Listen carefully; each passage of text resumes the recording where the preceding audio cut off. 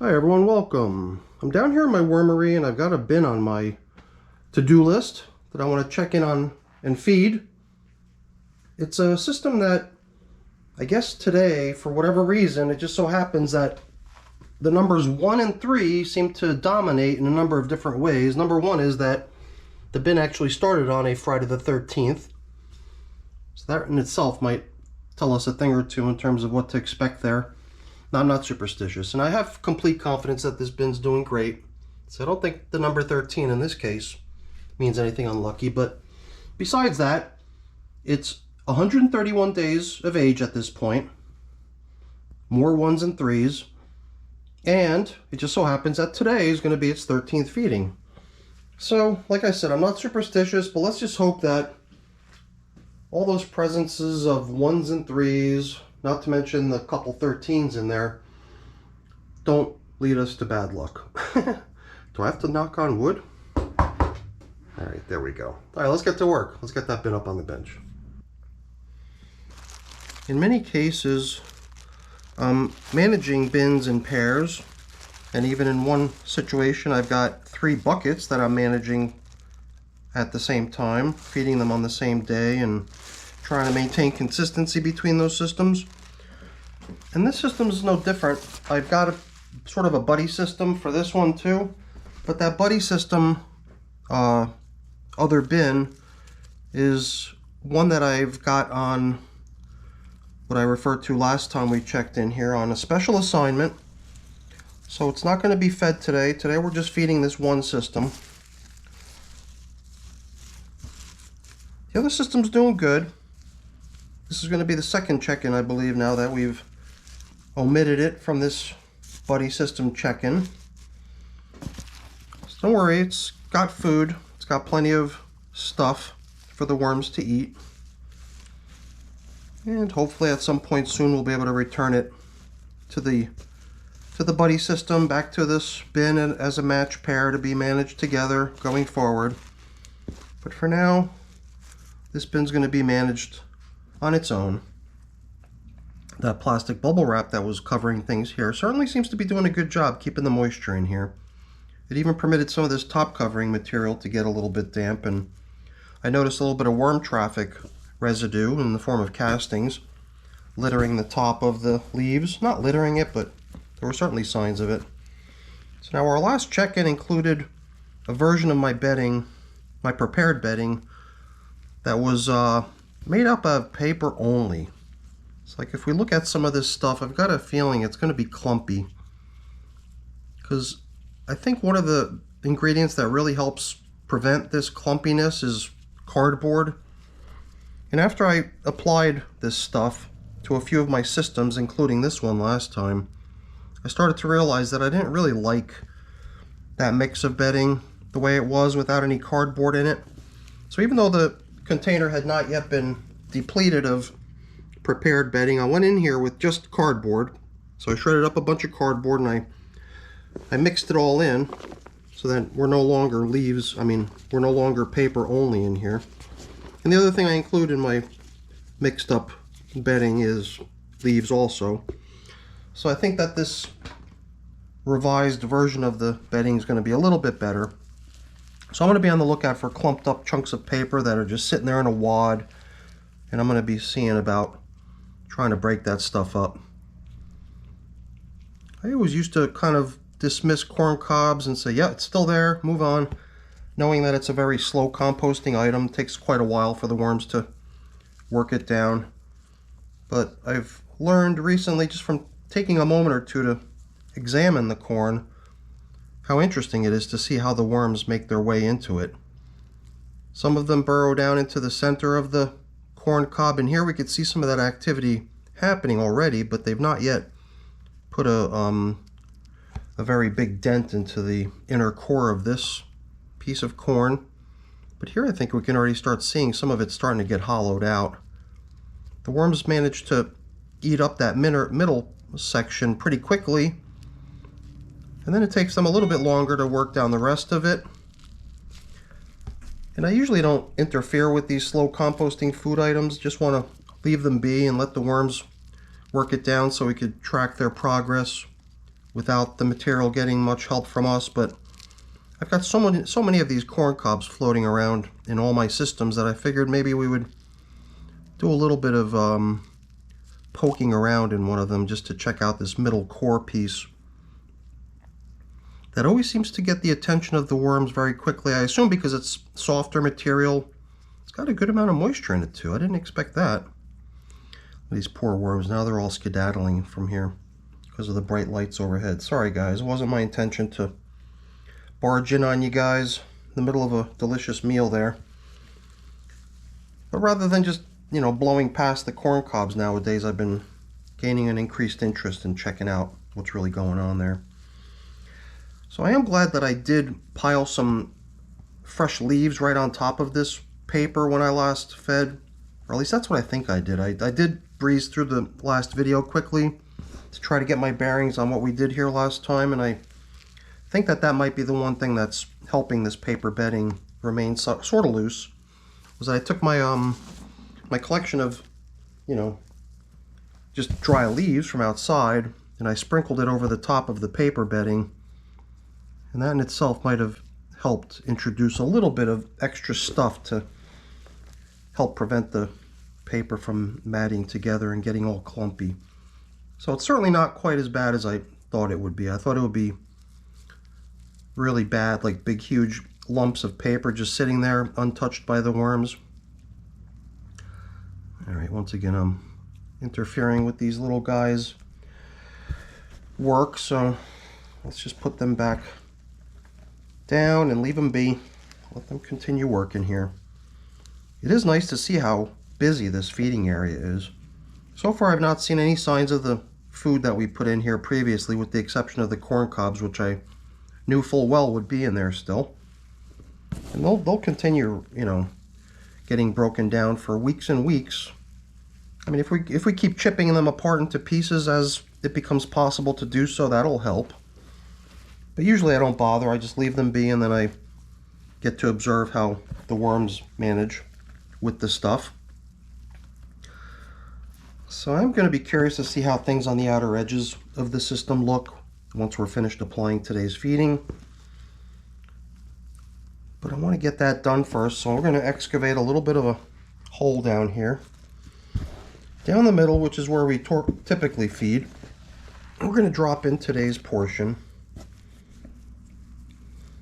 Now I did brush aside in the beginning a bunch of this leafy material that had just been sprinkled across the top as a top covering, top coating, where it did get some attention, perhaps not as much as it could have, but it was nice to see that there was already some worm activity out there on the surface and castings being left behind.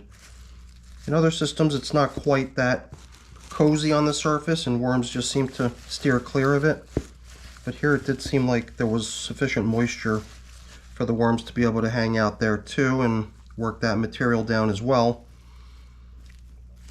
So what I'm going to do here is just continue to widen the crevice we excavated for the feeding, just so we can level it off and reduce its height, just so we can make a little bit of space in here for some more bedding. A lot of people might say, you know, there's plenty of bedding there, you don't need to add more, but I don't know. I just feel like I can't resist taking an opportunity to drop in some bedding when I can. And we don't have to go overboard. I believe a handful like that should be a pretty good portion. The food that they're getting is stuff that I believe is going to go pretty quickly. All this lettuce that's already in some spots starting to show signs of decay, not to mention the fact that it was all frozen and is now thawing. All of that I believe is going to contribute to a bunch of material that's going to go pretty quick. I mean, even the stem end of the lettuce is known to go pretty fast in the worm bins, because the lettuce is a pretty soft material, and I think it also decays pretty quickly once the right types of bacteria and fungi infiltrate it. So I'm certain we're not going to see many, if any, signs of the butt end of this head of lettuce next time we check in on this system. We'll place it right in the middle, where it's going to be at the focal point of all the worm traffic. And that'll almost certainly guarantee that the worms are going to find it, and then they'll probably do away with it pretty quick. So that stuff that I just sprinkled on there was some crushed eggshell. This little spider is now questioning what the heck just happened.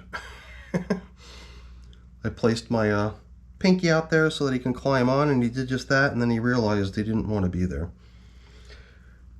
So I like having spiders in my systems. I certainly don't mind it, because I know that they're going to help nab any flying insects that might be trying to capitalize on the material in the system. But the other thing that I'm feeling the need to do now is reinstitute the application of the BTI solution that I've been using, and I probably should have sprayed it out across the top. You know, when I start sensing that there's some insect activity building up, that's when the BTI solution normally comes out. For a while I was treating all my systems because I was really in a chronic situation when it comes to the insect situation, but yeah, I would have to say that the BTI was pretty much the sole answer to that problem. And it did seem to wipe out all the flying insects in all my systems. So when I ran out, I stopped using it and I didn't make more. But I am starting to see a resurgence of the flying insects, so I've made a new batch and I've started applying it again. My worm chow that I'm applying now is just a combination of nuts and seeds and grains and flour and cornstarch and anything else I can get my hands on. I've been working on pulverizing it to a much finer consistency than you may have seen me do in the past, because I started seeing in one of my systems where I had not pulverized it thoroughly enough, I started seeing some of those bird seeds that I included in the mix starting to actually sprout. So I didn't want that going on. I don't want to have like physical uncrushed seeds in my worm chow. The reason it's worm chow is that everything's supposed to be all blended up and ground up and fine. So I spent a little extra time pulverizing the materials that make up my worm chow. And I think I came up with a consistency that's a little bit better. I don't see any signs of any of the individual materials that the stuff is made up out of. Not even the stuff that was always really obvious, which was the shells of the sunflower seeds. Those somehow just splintered and didn't really break up too much. But that little extra time in the blender did seem to do the trick. Now we're dealing with a consistency that's really nice. Now I've leveled things off, but we're still going to do a little bit more excavation. Like I said earlier, I'm curious to see how things on these outer edges are looking. I do remember that in a couple of my recent check-ins I did sort of breeze right past that opportunity to check out here. So I don't recall if last time we even looked in here we could have just overlooked it. I do want to make sure once in a while that things on the outskirts are looking okay. For a while I used to have this habit of just never even looking there and allowing many check-ins to come and go before I would finally look to see if things are okay out there, and things are generally okay. I mean, if I'm feeding down the center like I often do, all I'm really doing, as you saw me do earlier, is nudging out a lot of the partially broken down stuff to the outside. And then by the time it really does get to that outer edge, it's already pretty heavily worked. So there's a little bit of residual bedding scattered throughout that stuff, but I would have to say that for the most part, it's mainly castings out here. And I guess it was the moisture content that I was a little bit curious of too, you know. We just added a little bit of extra moisture. We've got plastic coverings. I don't think there's too much danger of this system getting overly dry, so that's a good thing. The only reason I added that spray was just to get the BTI bacteria in here. And I certainly don't see a major insect issue, but that little spider hanging out here I think is already a telltale of the fact that there probably are little things buzzing around in here that attracted the spider into here. And they wouldn't stay if there wasn't a supply of stuff for them to catch and eat, so I guess I'm going to work on try to get the BTI into all my systems now that I've got a fresh batch of it going, and just try to get the bug situation back down to zero like I had for a while there. it does seem like the BTI will in time fade, and then the bugs will be able to come back in. So since it's my first, experience using this stuff, I'm still not entirely sure of the frequency and the amount and everything like that. So I'm still kind of learning as I go. And I don't think it's necessary to include so much, but I just figured this might be a good chance to rinse off the sides of the bin too. A little bit muddier, a little bit stickier and damp than it needs to be. So maybe it wouldn't hurt for us to also include a little bit of dry stuff out here on the surface. Maybe it'll absorb a little bit of the excess moisture that's floating around in here. I guess the other thing that I like about putting this stuff out on top is that the next time we come back in, we could use this stuff like we did today as the foundation for our feeding, and we know that it's stuff that's already partially in the breakdown process by having been in the bin since the last check-in. So I think we're pretty much done here.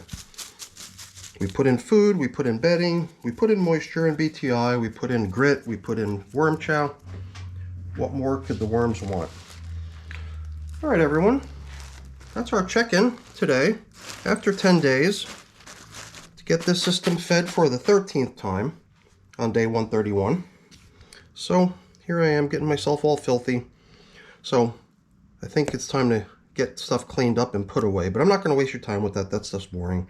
Before I go there really quick, let me just say thank you. Thank you so much for watching. Hopefully you enjoyed the video. If you did, as always, please don't forget to leave me a quick thumbs up before you go. That's always very much appreciated. And if you haven't done so already, please also consider subscribing to the channel. That's very much appreciated as well. All right, everyone. Have a great day. Bye now.